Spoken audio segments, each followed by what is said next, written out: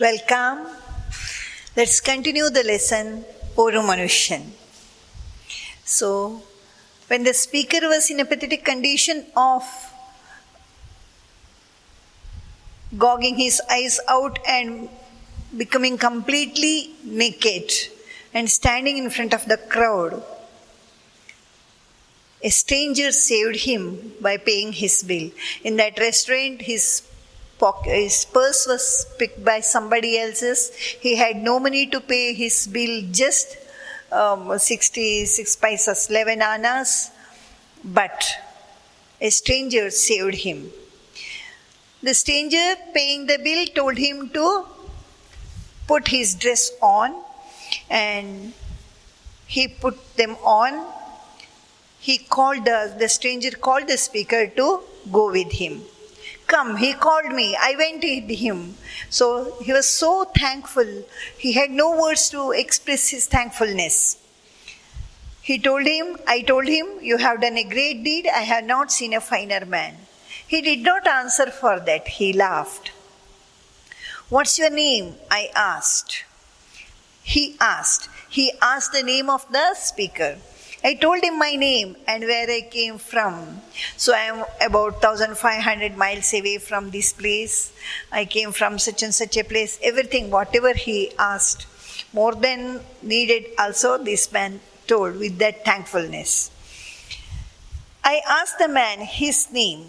He said, I have no name.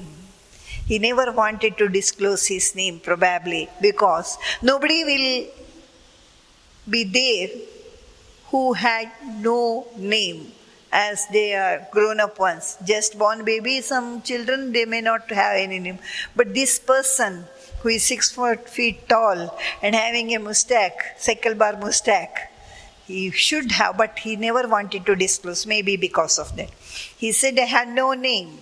I said, in that case, mercy must be your name. Mercy means kindness.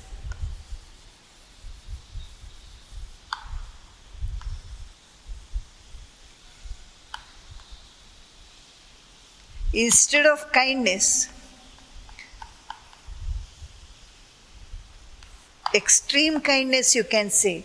Extreme kindness, mercy, maybe your name, must be your name. He did not laugh at that.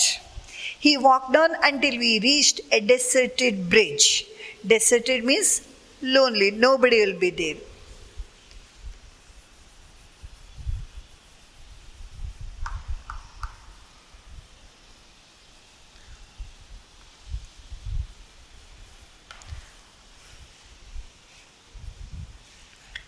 Until we reached a deserted bridge. He looked all round. He never wanted anybody to be there while speaking with this, conversing with this speaker. There was no one. Look, you must go away without turning round. That means without looking back. You must go away from here without looking back. If anyone asks you whether you have seen me, you must say no. You are not supposed to disclose my identity also. The man, he never told his name and also never wanted to disclose his identity. It's strange. He told this speaker to go away from there without turning back, and also not to disclose his identity with anybody. If anybody asked whether he had seen this stranger, the speaker was expected to say no. I understood that the stranger never wanted to disclose his identity. Then he was wearing a trouser and a turban. He took out from his various pockets about 5 wallets. Various pockets of his trousers, he took out 5 wallets. 5. Among them was mine. One was his wallet. Which of this is yours? I pointed to my wallet. Open it, the stranger told. I opened it. My money was there intact. intact means as it is.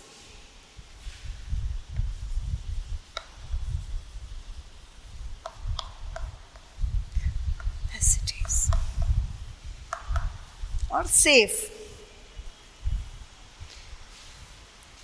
I put in my pocket.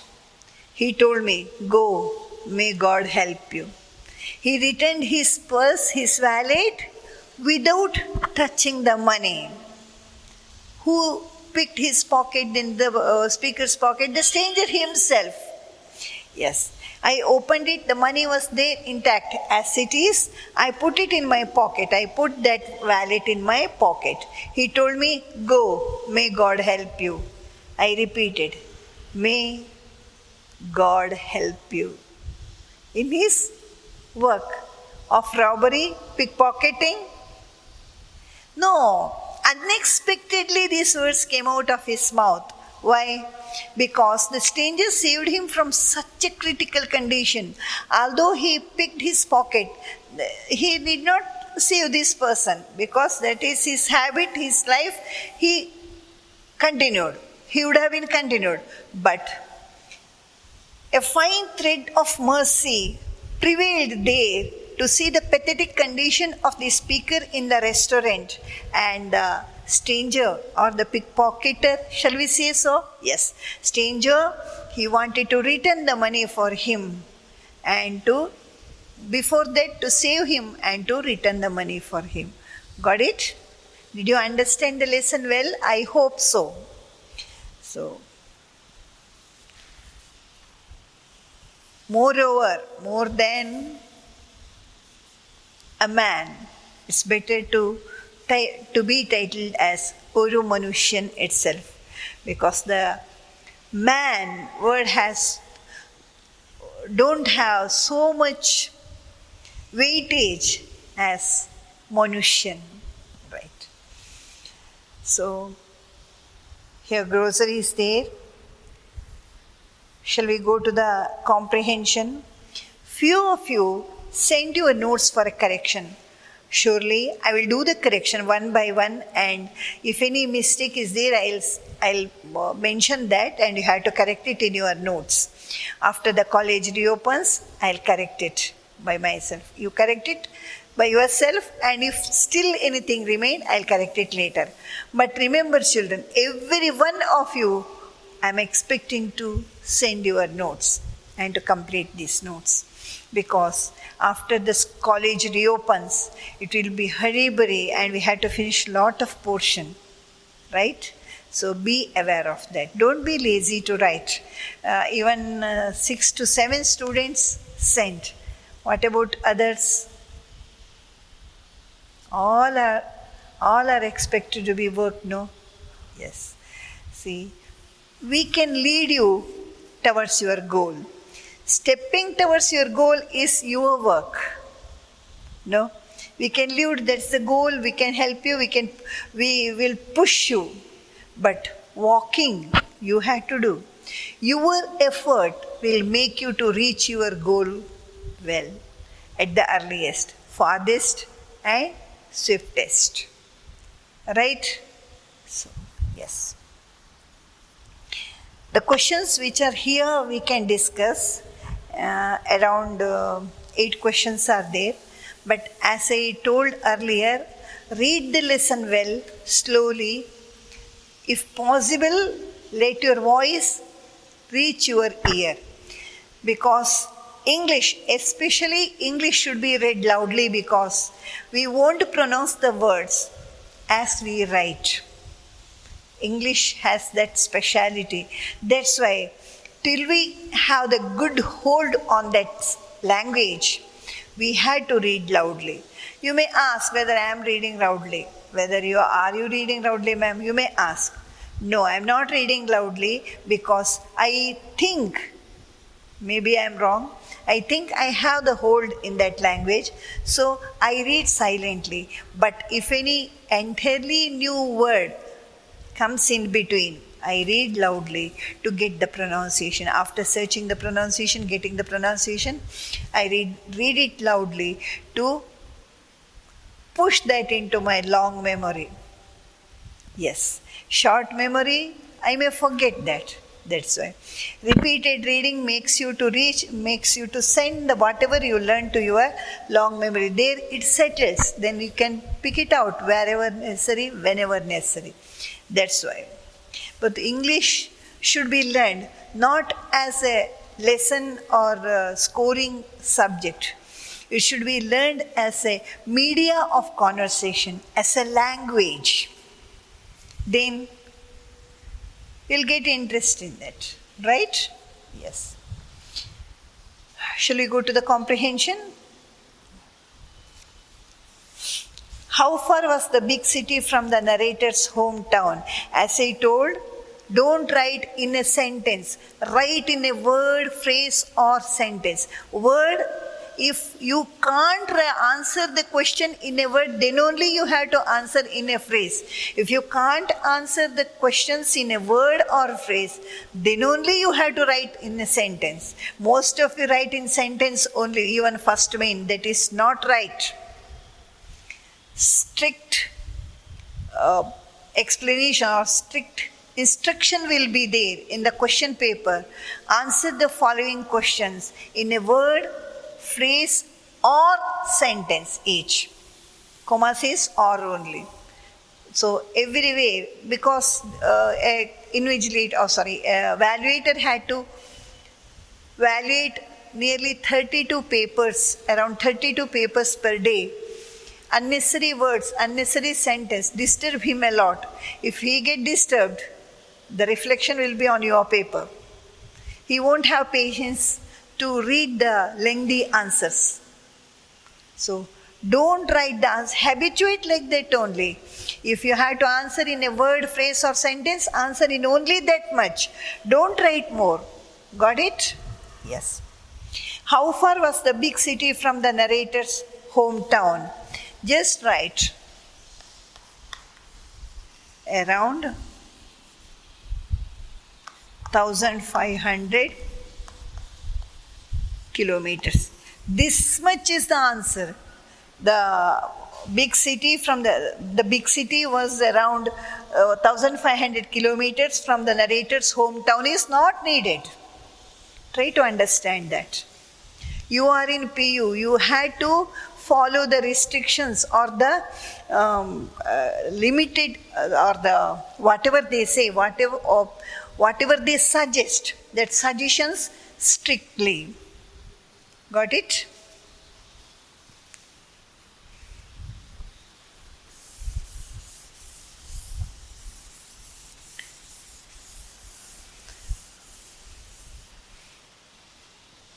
If the instructions are disobeyed, there you may get marks, but in 4 marks question, letter writing, so many means are there, no, there you may lose marks.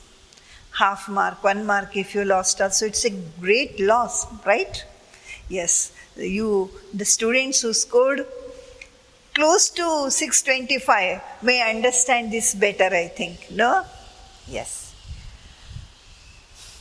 Where did the narrator stay in a big city? In a very small, dingy room on a dirty street.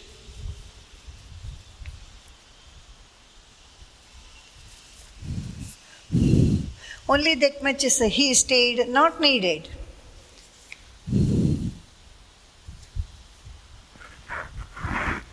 In a very small, dingy room on a dirty street.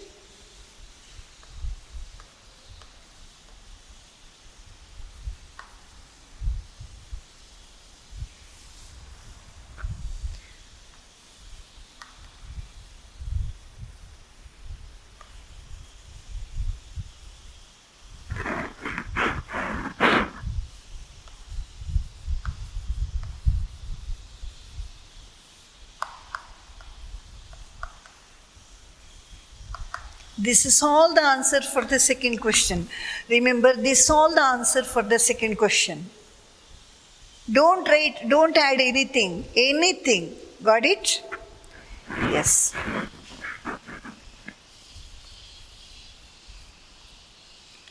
For money, people would do anything, even dash.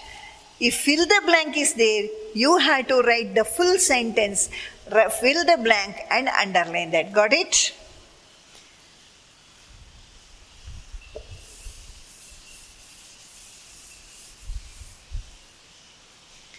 For fill the blank, see, for money people would do.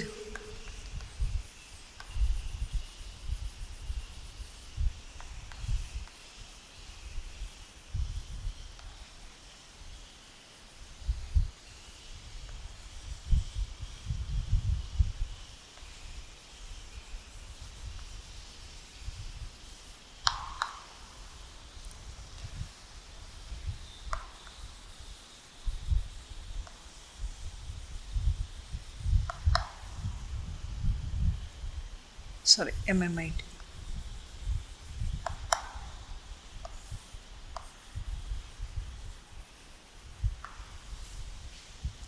Like this you have to write. This is the third question. Got it?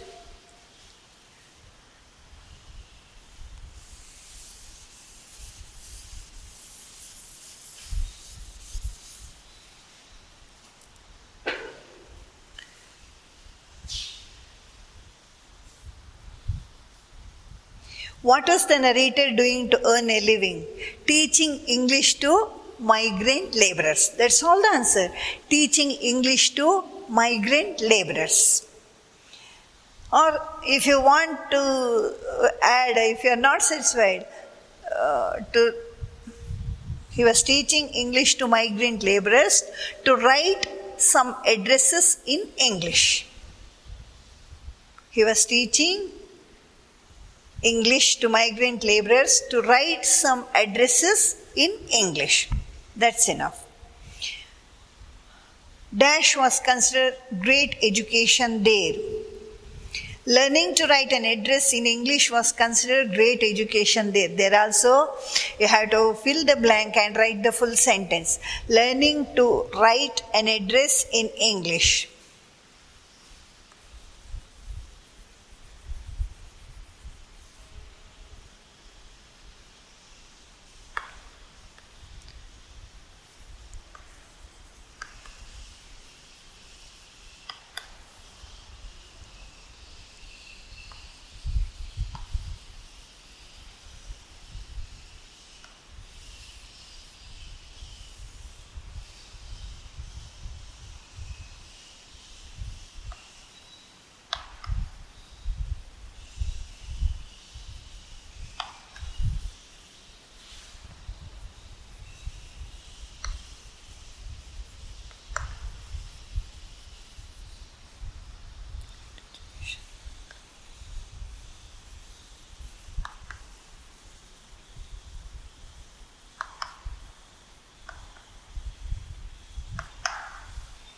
Got it?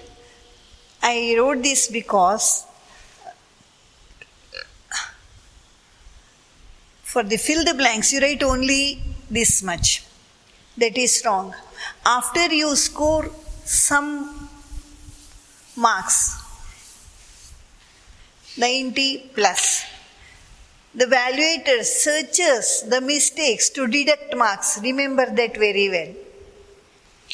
The evaluator searches mistakes to deduct marks. So you should not get any place to deduct marks or not to give marks. Remember that. That's better word, I think. So for fill the blanks, you have to fill the blanks and underline the words whatever you filled in the blanks and write the full sentence. But for first main, if not to fill the blanks, you have to answer in a word, phrase or sentence each. Got it? Again and again in every lesson I am stressing this. Follow it properly. Instructions should be followed. They are not suggestions. They are instructions to write the examination. Got it? It should be followed strictly. What reason did the narrator give for sleeping all the day and having food in the evening? He wanted to save his morning tea and noon meal. He wanted to save the morning tea and noon meal. sentence that should be written. He wanted to save his morning tea and noon meal. How much money did the narrator have in his pocket as his life's saving? So this should be answered 14 rupees. That's all the answer. The narrator had 14 rupees in his pocket as his life savings is wrong answer. It's not at all needed. Remember that. 14 rupees, that much is enough. The man who came forward to pay the narrator's bill was a man with a red turban. Sentence should be written. First main. Only 8 questions are there. Try to frame around 30 questions from this lesson. Got it? I framed it. Let me see if possible. After the school reopens, I'll dictate it or I'll give it to you. Okay? Describe the people and the place where the incident took place.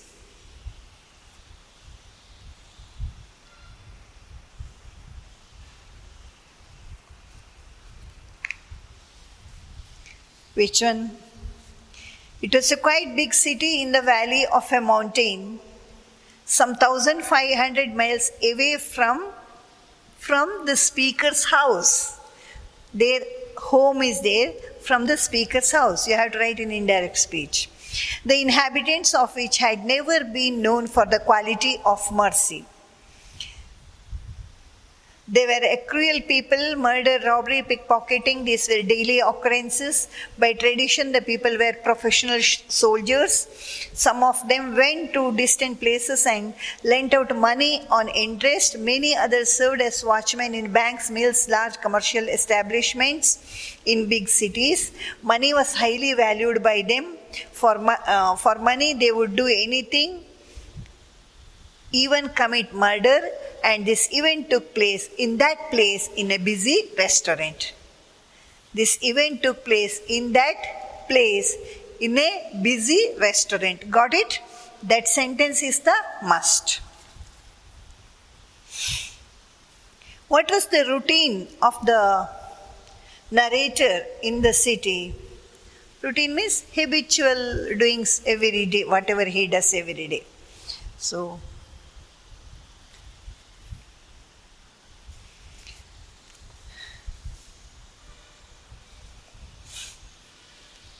here you have to club these 3 paragraphs. The last paragraph from page number 31, page number 32, first, second and third paragraph. The narrator used to teach English for migrant laborers, just to write some addresses in English from 9:30 till 11 at night. He used to get up at 4 p.m.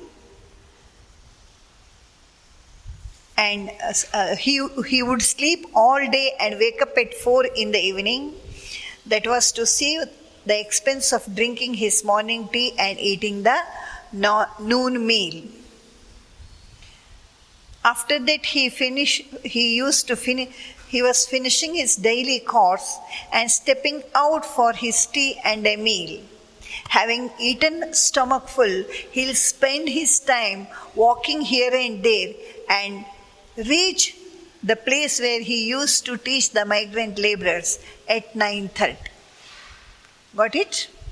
That you have to write of your own. Do you want me to repeat? No, I think. Yes. That was his routine.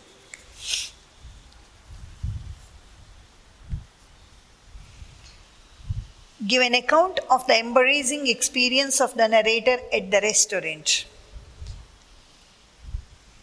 After having a full meal with chapati and meat curry, the narrator was about to pay the bill and put his hands into his coat pocket.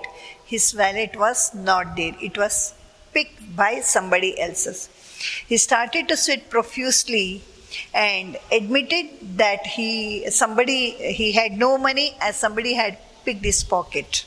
But the restaurant owner laughed loudly, gave a loud guffaw and holding his lapels of his coat and shouted at him to keep the money on the table and then go, or else he would gog the narrator's eyes out.